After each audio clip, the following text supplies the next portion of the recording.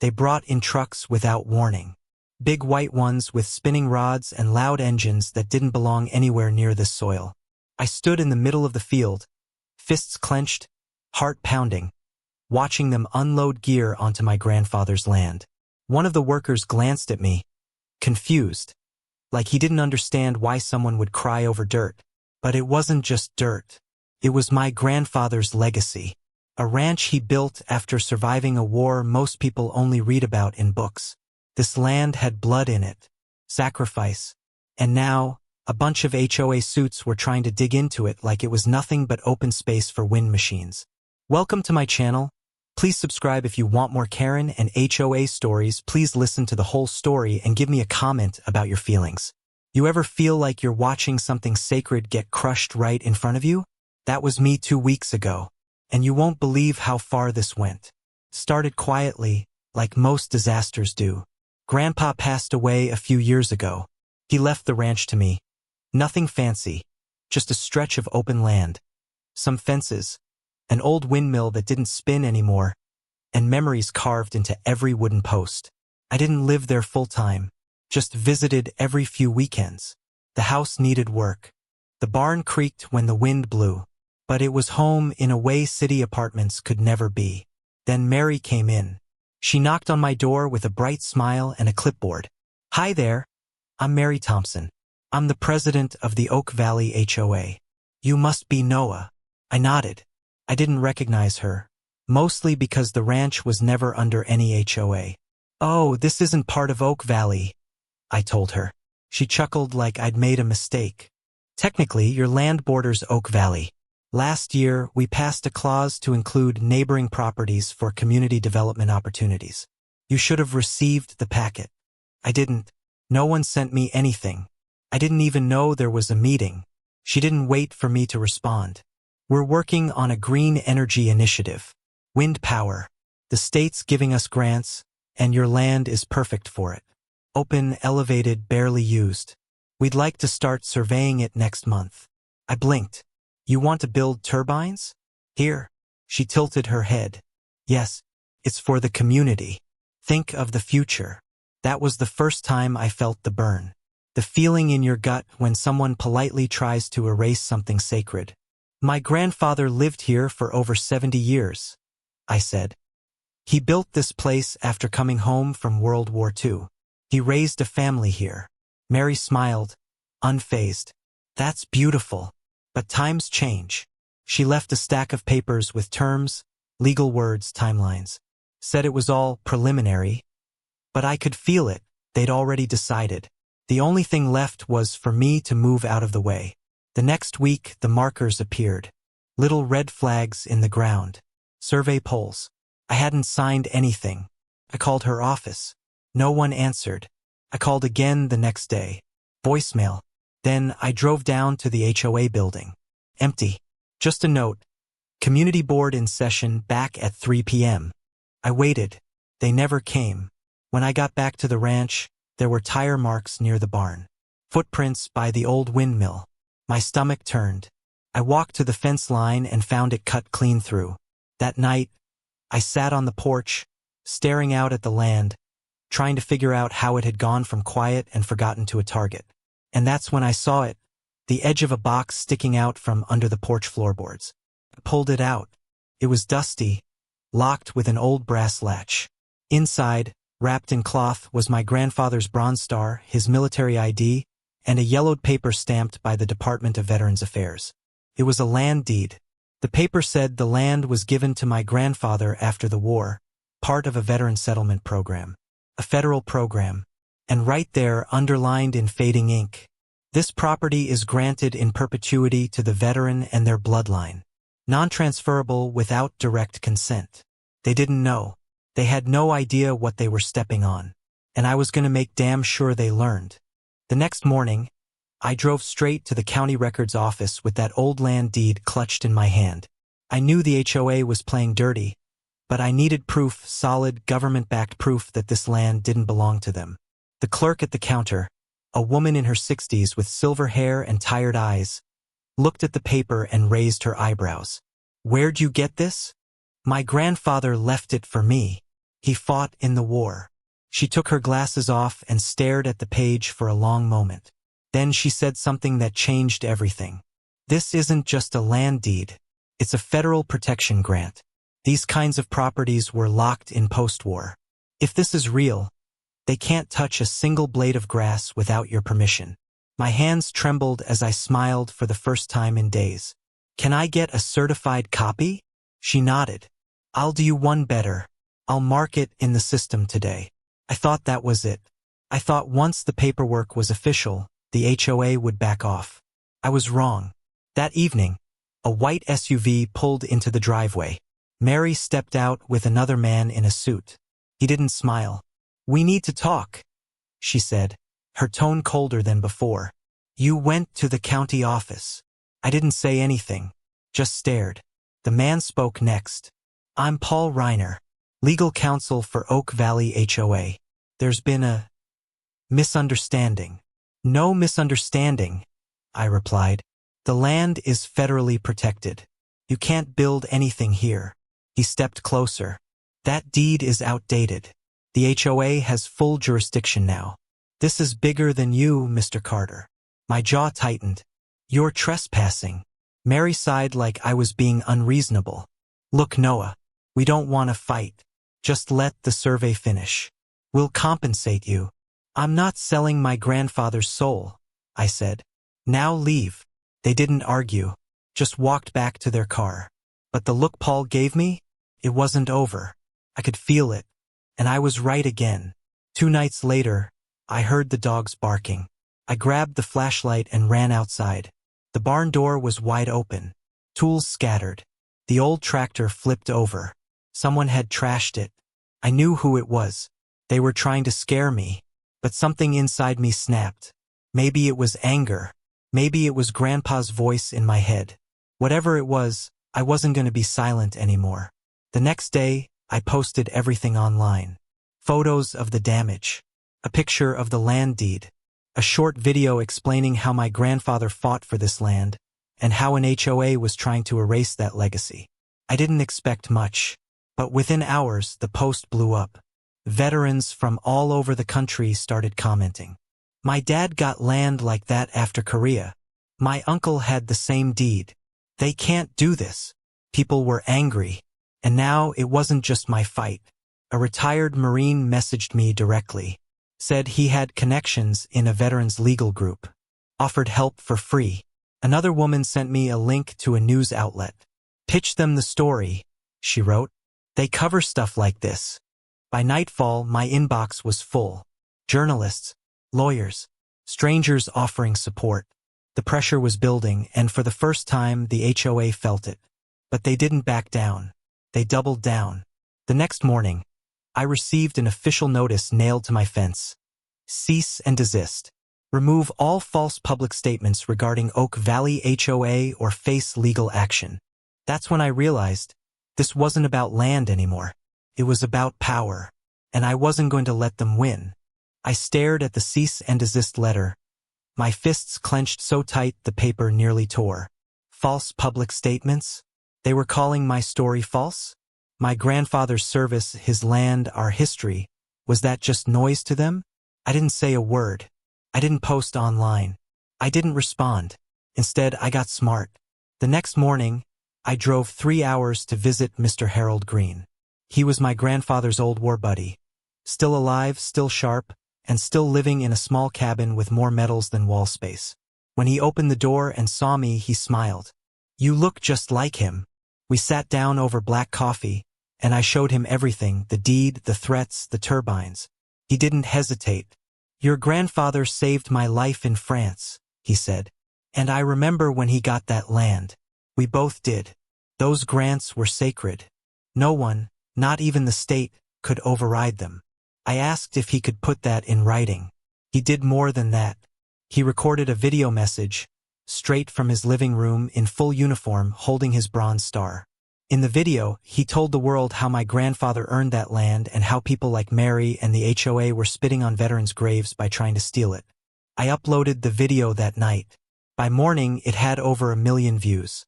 News outlets picked it up. Headlines read, Veterans' Legacy Under Attack by HOA Greed. World War II Heroes Ranch Targeted for Wind Farm.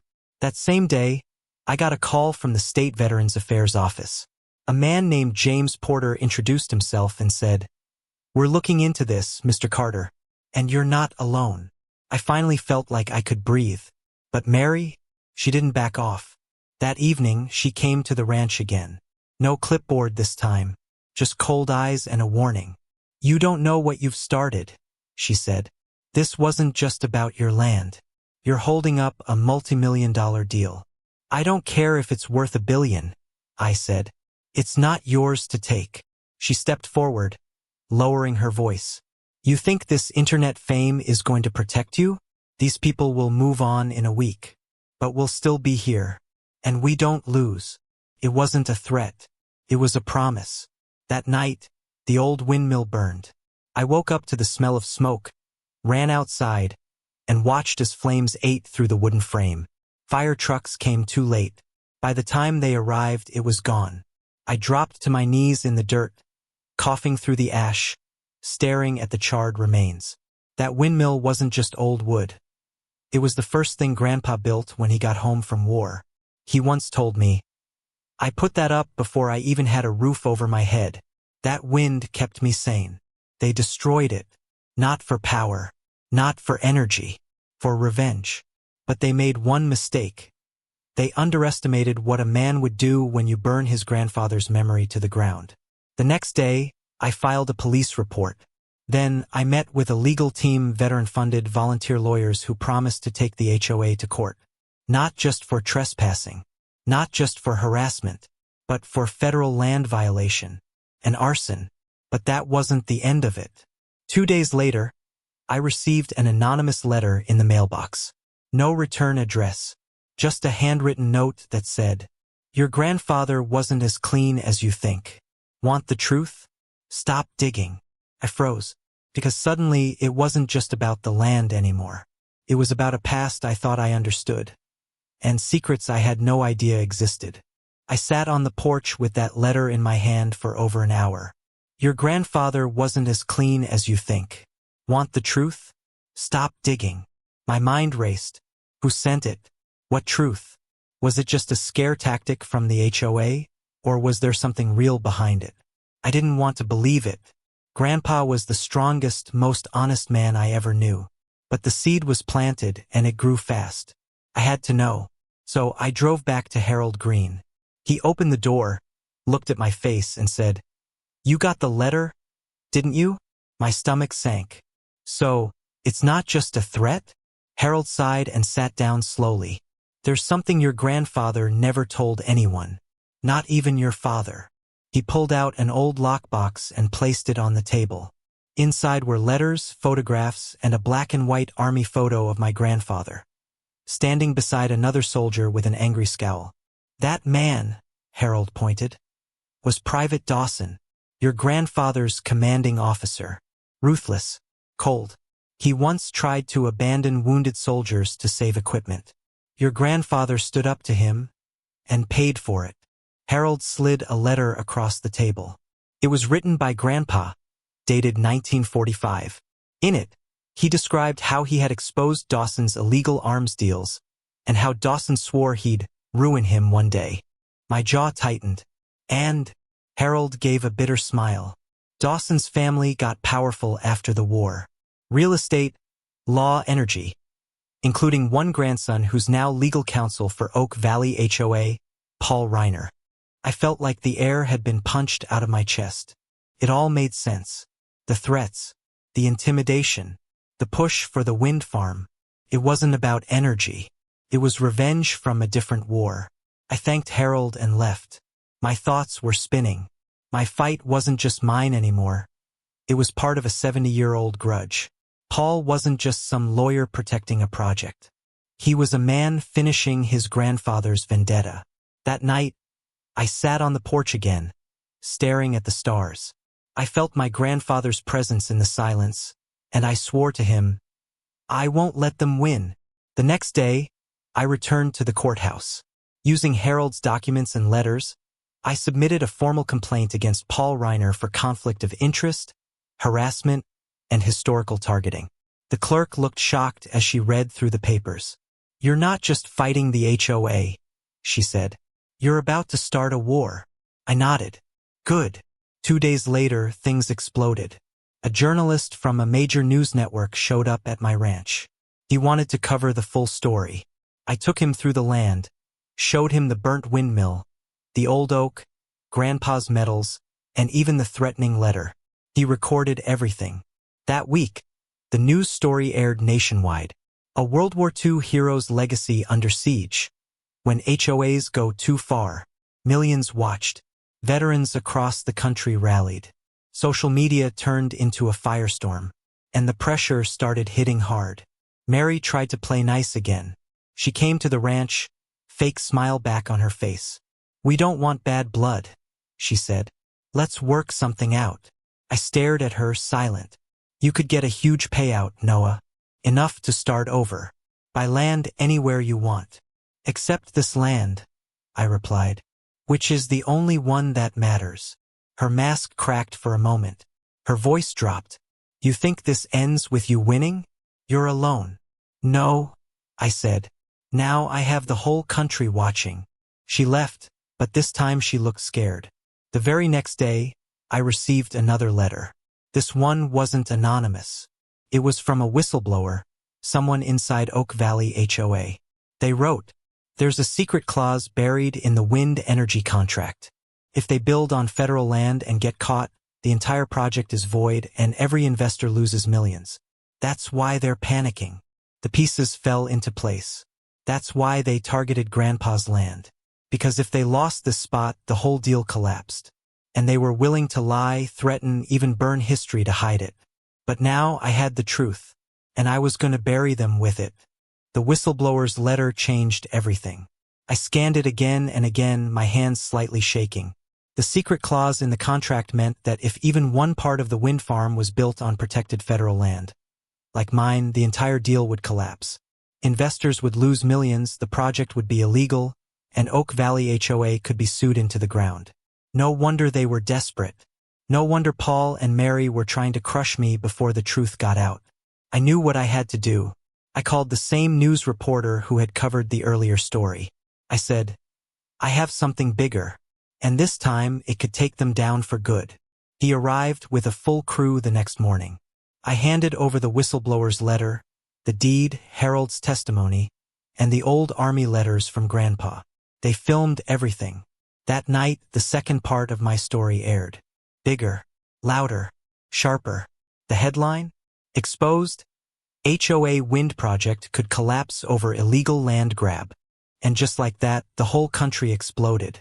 Within hours, state officials released a statement saying they would investigate Oak Valley HOA for fraud and contract violations.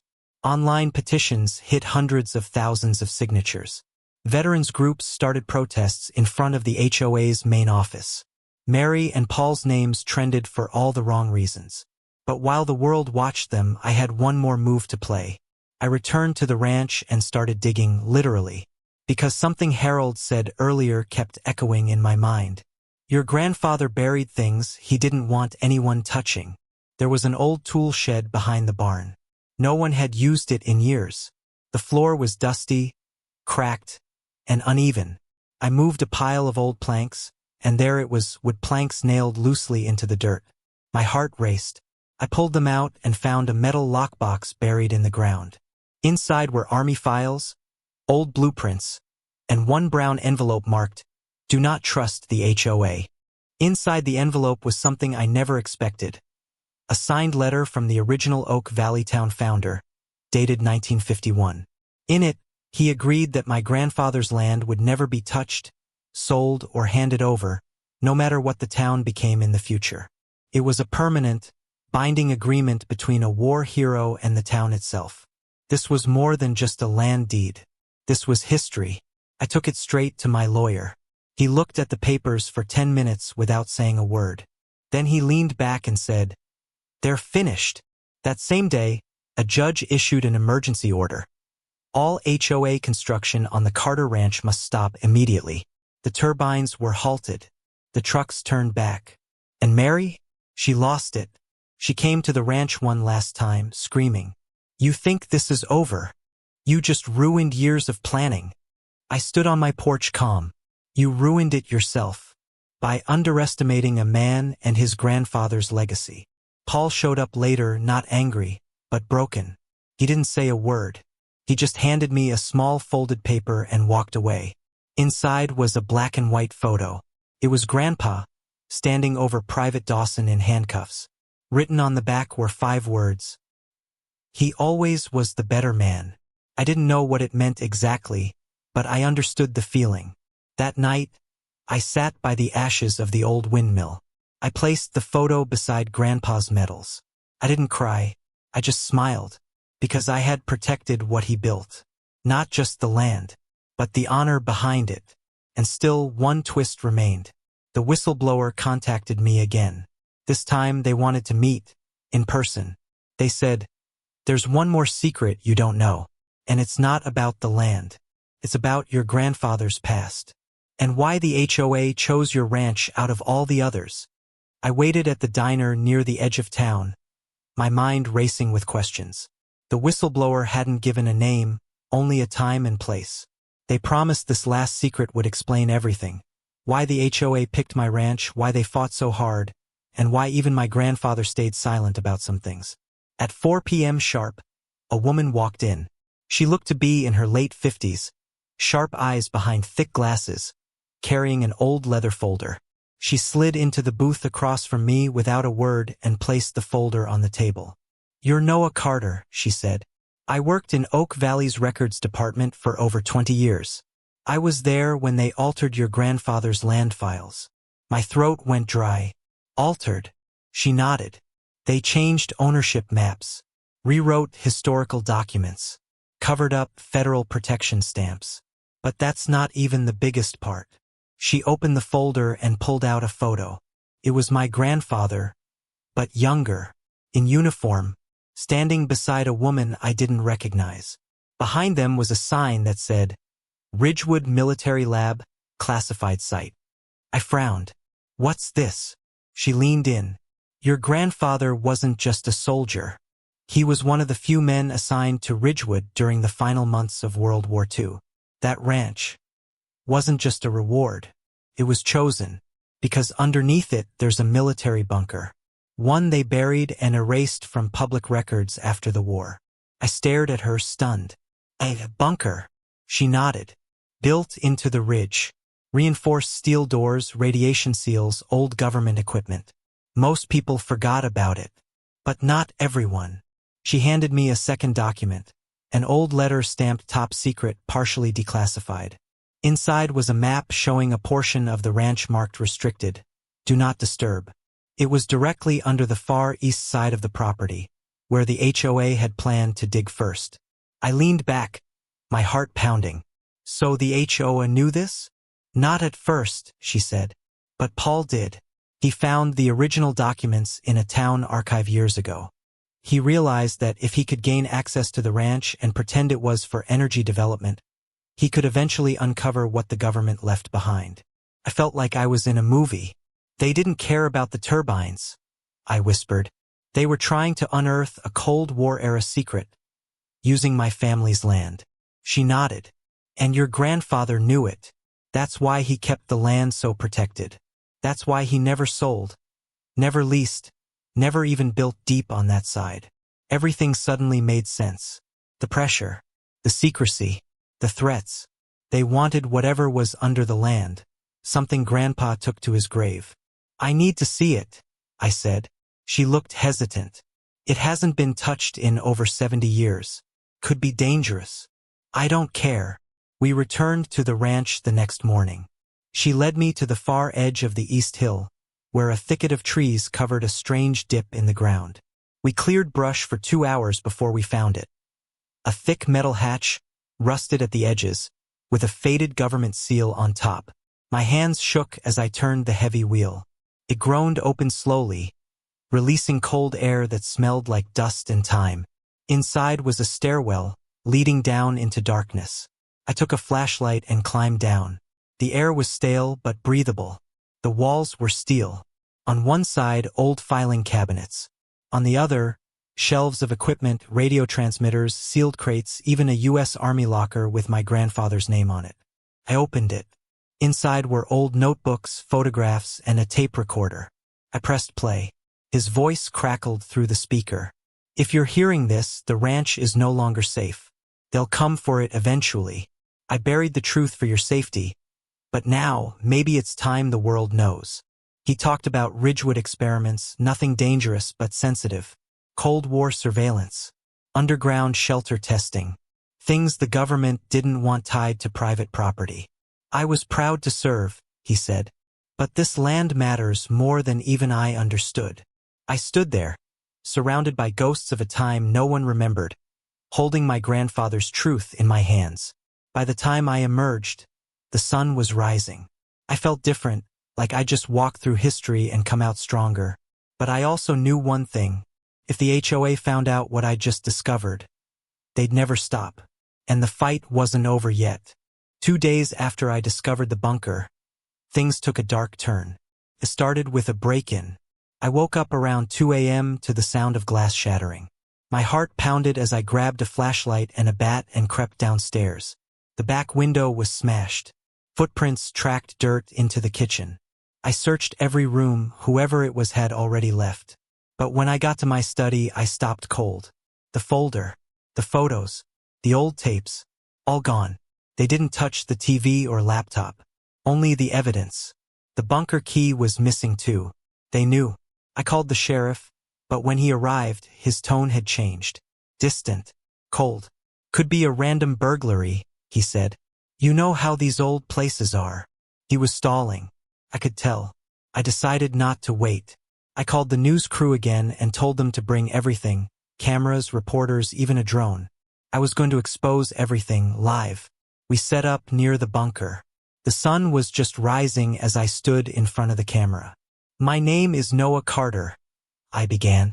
And under this hill lies a forgotten piece of American history that my grandfather protected with his life. A history the Oak Valley HOA tried to steal, cover up, and bury forever. I explained the entire story, Grandpa's past, the hidden bunker, the forged contracts, the threats, the attack on veterans' land. I held up the last photo I had of Grandpa, his medals pinned on his chest. Then I looked straight into the camera and said, this land isn't just soil and grass. It's memory. It's sacrifice. And if they want to take that from me, from all of us, they'll have to face the truth first. That video went viral in under 6 hours. Millions watched. Veterans started tagging politicians. News anchors cried on live television. People began driving from nearby towns, parking near my ranch with flags, signs, candles. A full crowd gathered by sunset. Some held pictures of their own grandparents who served. Others chanted, "Protect the ranch. Protect history." The next morning, Paul returned. But this time, he wasn't in a suit. He looked worn out, like the pressure had broken something inside him. He raised his hands as if surrendering. We didn't mean for it to go this far, he said. It was supposed to be just energy. But once I found the files, the money, the investors, it snowballed. I looked at him. You built this whole project on lies. He didn't argue.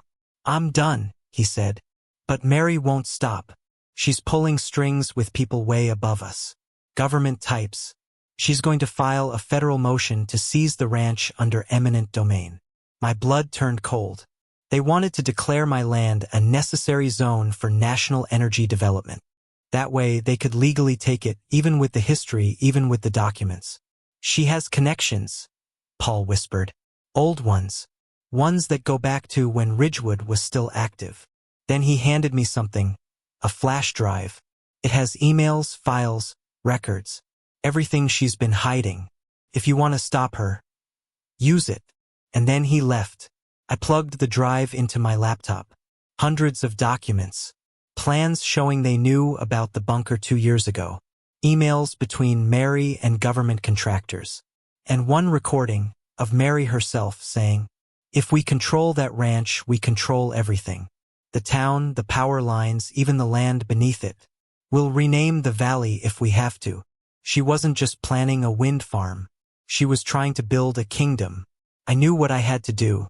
I uploaded everything. To the press. To local government. To a group of retired federal agents who were veterans themselves. Within 24 hours, the story hit national news. Congressmen were tagged.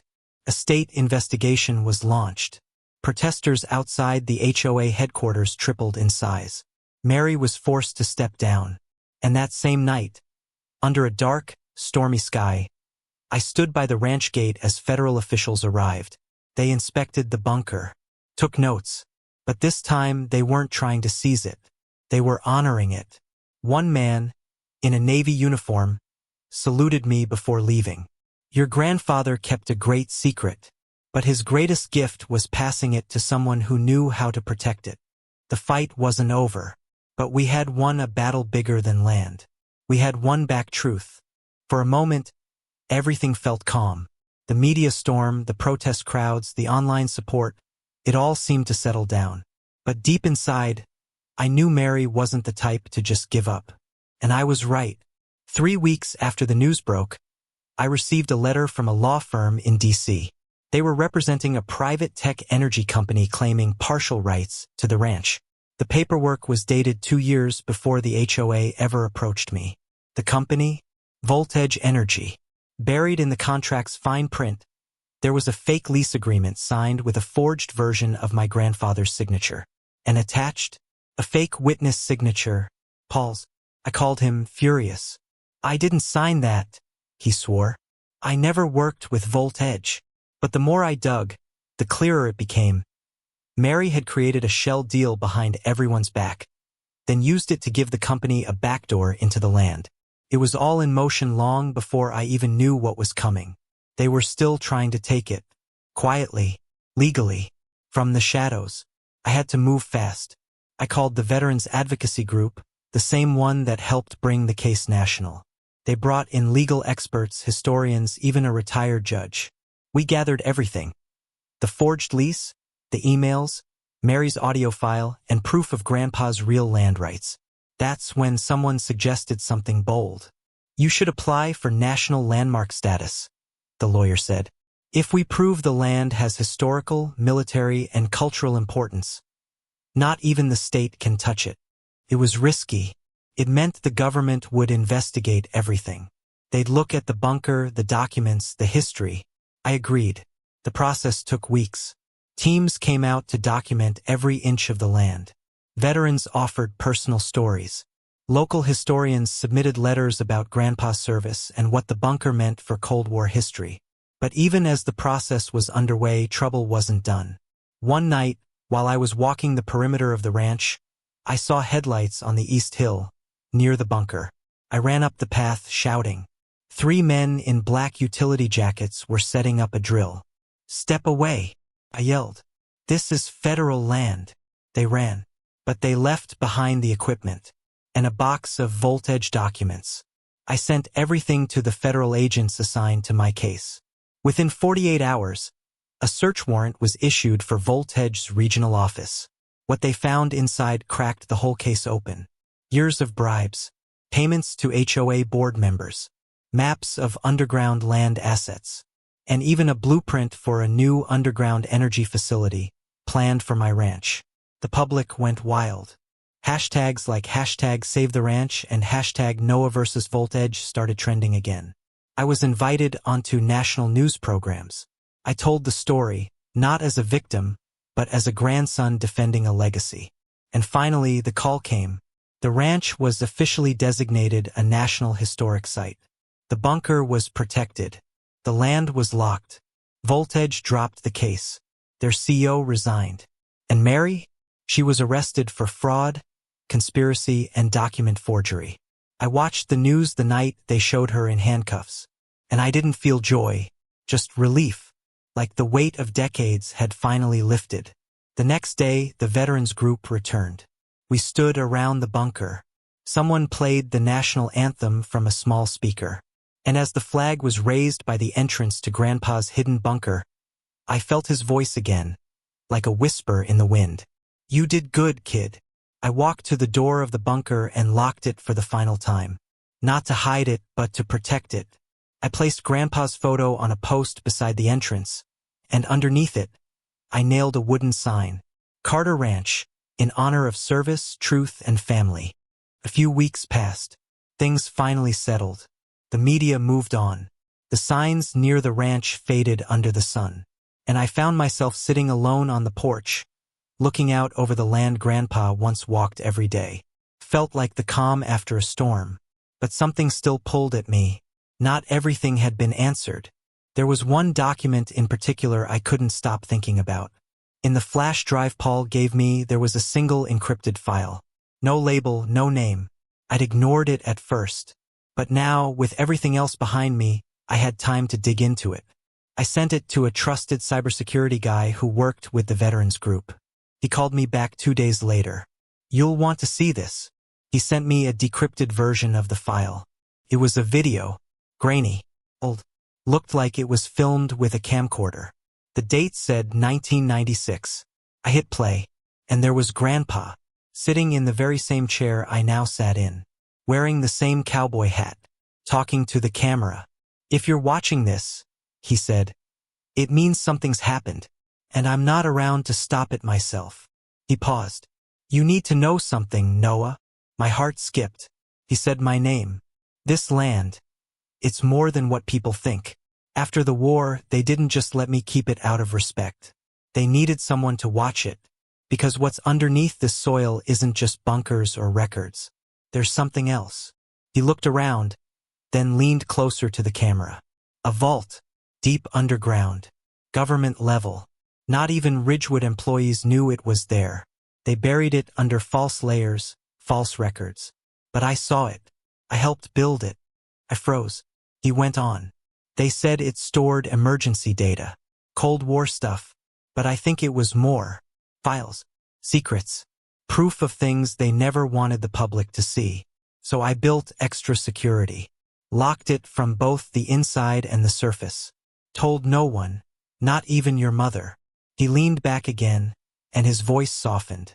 "But I knew one day someone might come for it. Not for the land, but for what's under it. That's why I trained you, Noah. Not just to fix fences or feed horses, but to protect something no one else could." My hands trembled. "I hope you never have to open that vault. But if the world pushes hard enough, and truth needs to come out, well, I trust you'll know what to do." The screen faded to black. I sat there stunned. The fight I thought I had finished. Maybe it was just the surface. But I didn't feel fear. I felt purpose.